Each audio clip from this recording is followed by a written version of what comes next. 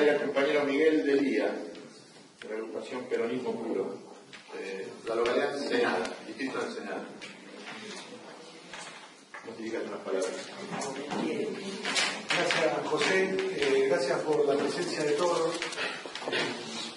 Para nosotros, cuando digo nosotros, me refiero al movimiento Primero la Patria, al cual pertenezco, además de la agrupación que tenemos en Ensenada, a la cual venimos a llamar Peronismo Puro. Les agradezco estar, les agradezco venir y participar, porque me parece que la mejor manera de pensar el rumbo del país es que participemos, es que intervengamos en instituciones intermedias, que nos agrupemos, que podamos poner en común nuestros conocimientos. Y bueno, hablando de juventud, pienso que la palabra conocimiento es una palabra clave. Yo estoy acá por mi papá, que está sentado entre nosotros, también hay un joven más, igual que José y que Juan Carlos. Él es italiano, le decimos el Cano, cariñosamente, y fue el primero que me habló de Perón. Me contaban que después de la Segunda Guerra no había alimento, no había posibilidad ni siquiera de comprar el alimento. Es decir, teniendo dinero podías vivir, la vida no era posible. En ese momento, bueno, ¿qué les voy a hablar del florecimiento que estaba teniendo la Argentina con Perón? Un hombre que le estaba dando derechos a una parte de la sociedad que había sido relegada por siglos. Yo supongo que antiguamente nosotros hubiéramos sido esclavos si no hubiera estado Perón. Derechos al trabajador, derechos a las mujeres. Impulsó tantos cambios que llevaría mucho tiempo nombrarlos. Aparte es innecesario, creo que todos somos peronistas y los conocemos.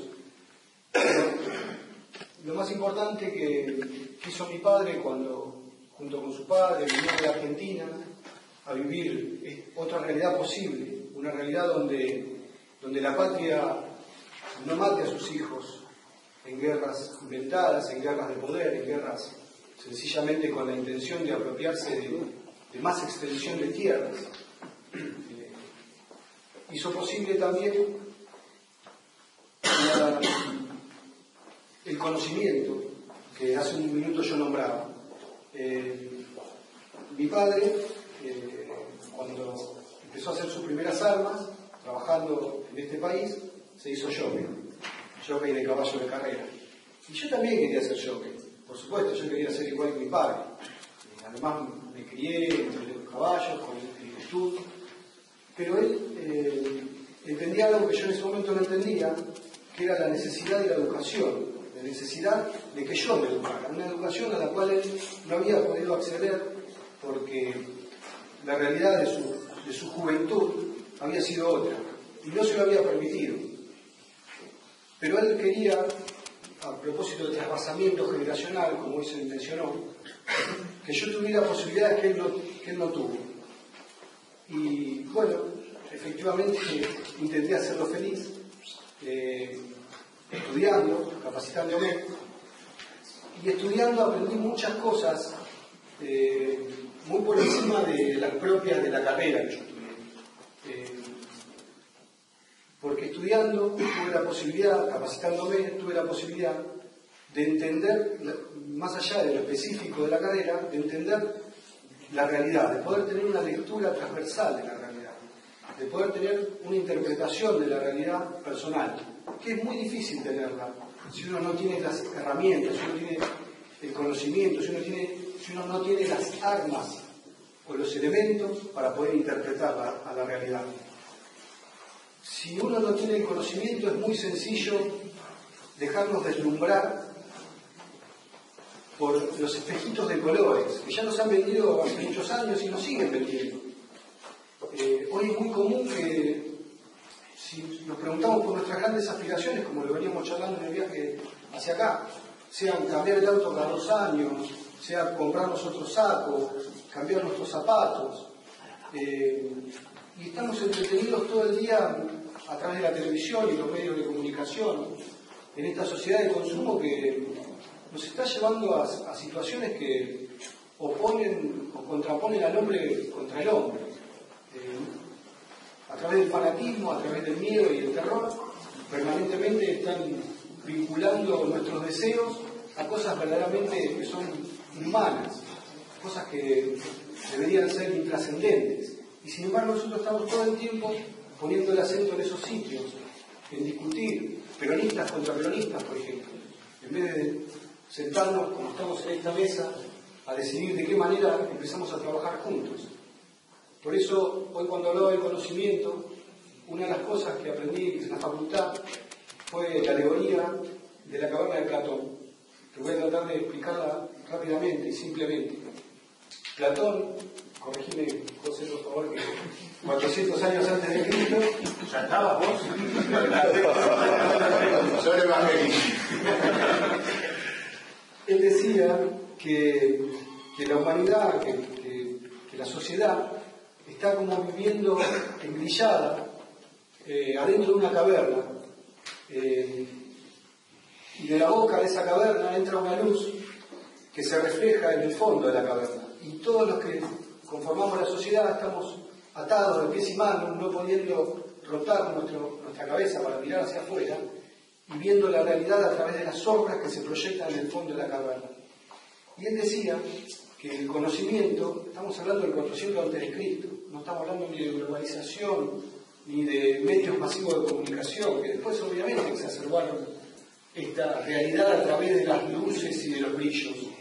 Él decía que el hombre no tiene sin el conocimiento, no tiene la posibilidad de acceder a la realidad verdadera, por llamarla de alguna manera, sino que no le queda otra opción que mirar las luces que se proyectan en el fondo de la caverna.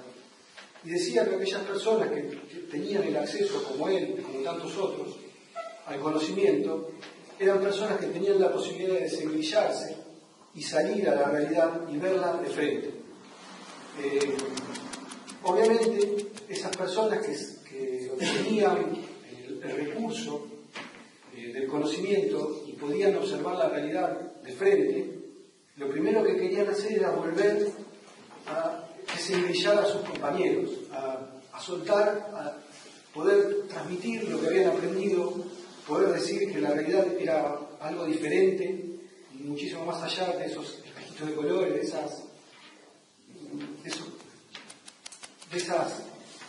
esas petates que tiene el capitalismo, que en este momento, bueno, en aquel momento no existía el capitalismo como tal, pero esta alegoría me resulta súper práctica para explicar lo que yo siento, lo que muchos sentimos que está pasando en la sociedad. Nos están arrebañando, nos están llevando sin que nos demos cuenta, nos están haciendo consumir todo el tiempo, como lo hemos hablado en tantas reuniones, en las que humildemente Juan Carlos, José y tantos otros nos han explicado este destino común que está tomando el mundo, este gobierno mundial que se ha apropiado de nuestras voluntades, de nuestros estados de ánimo, de nuestros deseos, y nos están invitando a llevar una vida poco humana o lejos del humanismo, con valores que no se están aplicando con placer. Los valores están pasando a un segundo, tercero, cuarto nivel, están importando cada vez menos, el respeto por los mayores, en fin, esto tiene muchas explicaciones. Los que manejan los medios masivos de comunicación, los dueños del poder, podemos ponerle nombre, pero en definitiva, ustedes saben, son los millonarios, los que manejan los hilos. En algún momento les hemos dicho las 7 petroleras, en otro momento les hemos dicho los empresarios, en otro momento hemos llamado grupos de poder. Vehiculizan sus intereses a través de los medios masivos de comunicación. Yo soy comunicador audiovisual, digo esto porque me lo enseñaron, lo aprendí, lo veo todos los días. Y nos manejan la agenda de nuestros intereses, nos manejan sobre qué quieren que estemos discutiendo y charlando todos los días, sobre qué temas pensar y sobre cuáles no pensar. Y eso es un problema, porque aquellos que no tenemos o no tienen la posibilidad del conocimiento y de tener una lectura transversal de lo que los medios masivos de comunicación nos dicen, no nos queda otra que dejarnos llevar por esos mensajes. Y esos mensajes están influidos, están cargados, están embebidos de los intereses de las personas que los producen. Y las personas que los producen no son como nosotros, son personas de mucho poder, de altísimo poder, que lo que más quieren es someternos. Entonces, si nosotros escuchamos y nosotros pasamos todo el día mirando televisión, consumiendo medios, y no podemos tener una lectura transversal, cuando digo lectura transversal me refiero a una interpretación más realista que la que nos están diciendo, una segunda lectura, podríamos llamarlo. Estamos en un serio problema. Estamos en el serio problema de creernos que todo lo que nos dicen los medios masivos de comunicación es cierto. Y en definitiva, los medios masivos de comunicación lo que más quieren es ponernos, esclavizarnos nuevamente y dejarnos metidos en la caverna de Platón mirando para el fondo sin poder tener una opinión personal, sin poder ver la realidad de frente, sino viendo los brillos, las luces que se producen en el fondo de la caverna. Nada más parecido a un televisor, si me lo preguntan. Por eso me parece que la comunicación, que también es algo que los compañeros mencionaron, es fundamental, y me parece que el rol de la juventud es fundamental en la comunicación. Y digo esto porque los que nacieron, no yo, después de 1980, se criaron en un sistema de vida muy diferente al que nos criamos los más grandecitos. Los más grandecitos tomábamos distancia, nos obligaban a tomar distancia con nuestros compañeros, nos hacían callar, nos hacían sentar, y había una predisposición a recibir el conocimiento. Había que predisponerse para recibir el conocimiento. Ese conocimiento era lineal, y nosotros teníamos que escuchar, teníamos que estar atentos. Después de 1980, por un montón de cambios, sobre todo tecnológicos, el advenimiento de la Internet, la explosión de la televisión, los 70 canales de cable, la globalización, tantas otras herramientas tecnológicas. Hoy hablábamos con José que le mandaron desde el Vaticano, no sé de dónde, de Italia, le mandaron un mensajito por celular y lo recibió él en su casa.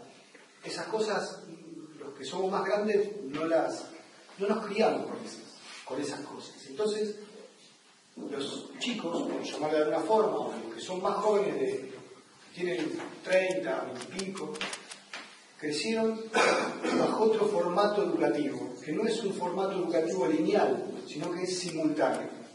Cuando nosotros nos preguntábamos qué íbamos a hacer con la sobreinformación, en los años 90, por ejemplo, allá en la Facultad de Periodismo, ellos se lo fueron respondiendo en la práctica, y lo fueron incorporando a sus vidas en la práctica. Porque al tiempo que hablan por teléfono, lo fueron haciendo desde que nacieron, desde que son chicos. Manejan la computadora, chatean, miran televisión, le contestan el mensajito, hablan con la madre y escuchan a la maestra, todo al mismo tiempo. Y lo hacen posible, no necesitan ni siquiera tomar distancia ni sentarse a predisponerse para escuchar o para incorporar conocimiento. Es decir, el seteo mental que tenemos, o que tienen los jóvenes, es simultáneo. Pueden adquirir conocimientos o pueden interactuar en forma simultánea. Eso generó una brecha muy importante entre los jóvenes y los grandes, al punto tal, o mejor dicho, cuyo ejemplo mayor es el hecho de que los chicos nos estén enseñando a usar la computadora a los grandes. Y esto se produce porque, bueno, se criaron de esa manera. Se criaron usando todas estas tecnologías al mismo tiempo. Y fue la única manera que encontraron de poder hacer posible la vida, de poder, digamos, vivir y que todo esto no sea una locura para ellos. Porque estaba ahí, estaba a disposición y lo usaron. Entonces pienso que ya que tienen la ventaja, la virtud de haberse criado, de tener el formateo mental posible como para interactuar con estas nuevas tecnologías con las cuales ellos también nacieron, entonces no les cuesta como a los más grandes, que tenemos que aprender y nos da miedo cuando te dicen, ¿estás seguro que desea eliminarlo? y uno tiene que pensarlo 2 veces porque le da miedo que algo se rompa dentro de la computadora. Los chicos no tienen ese miedo, porque nacieron sin ese miedo, porque nacieron junto con la computadora, con la internet y con tantas tecnologías nuevas. Entonces por eso el rol de la juventud me parece que es, así como los mayores nos apuntalan en los contenidos, en los conceptos, en el adoctrinamiento, que al menos yo y muchos de nosotros alegremente tomamos, recibimos de los más grandes, me parece que podemos hacerla comunicable, los jóvenes pueden hacerla más comunicable al mundo, al resto de la gente, tanto los que están acá como los que están afuera. ¿Por qué? Porque la mayoría de los jóvenes tienen Facebook, la mayoría de los jóvenes saben utilizar las nuevas tecnologías mucho mejor que los mayores, los más grandes. Entonces, me parece que ese es un buen aporte excepcional que podemos hacer nuestras generaciones más jóvenes. Yo siempre me quiero ligar a los jóvenes y así como el esfuerzo de ligar con la juventud, pero bueno, ya estoy rozando los 40, así que mi idea era contarles eso. Me parece importantísimo que la juventud pueda ayornar los mensajes de adoctrinamiento, la doctrina de Perón que hizo posible este bellísimo país, que hizo posible esta argentinidad, este ser nacional que hoy vivimos, que hoy nos late en nuestro cuerpo, en nuestro corazón, y